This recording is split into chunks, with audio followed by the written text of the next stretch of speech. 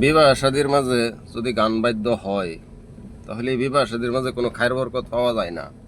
আপনারা এই কথাটা বুঝেন আর না বুঝেন, আমাদের নজরের মাঝে এমন বহুত বিবাহ শাদী আছে যে বিবাহের প্রায় 3 দিন আগে থেকে ডিজে বক্স লাগায় গান বাদ্য হয়েছে, বস্তির মানুষ বহুত কষ্ট পাইছে, রাত্রে ঘুমাইতে পারছে না।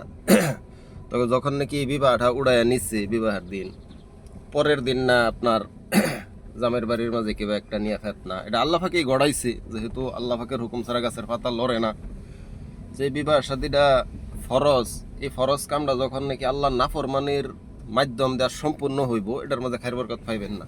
বিভিন্ন ধরনের ফেতনা ফাসাদ ওয়া হারে বিবাহ শাদীর মাঝে ভবিষ্যৎ দুঃখ আই, ছেলে এবং মেয়ের মাঝে বহুত অশান্তি আল্লাহ ফাঁকের মায়েরাই, এটা আমাদের নজরের মাঝে বাস্তবের মাঝে আমরা দেখা।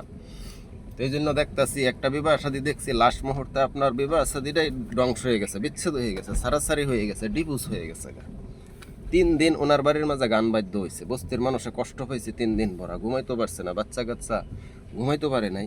কিন্তু এই বিবাহ শাদীটা লাস্টে দেখছি টিকে নাই, ডিভোর্স হয়ে গেছে। বিবাহ শাদীর 1 সপ্তাহ পরেই, 1 সপ্তাহের ভিতরেই বিভিন্ন বিষয় নিয়ে, বিভিন্ন সমস্যা দেয়া বিবাহ শাদীটা শেষ হয়ে গেছে।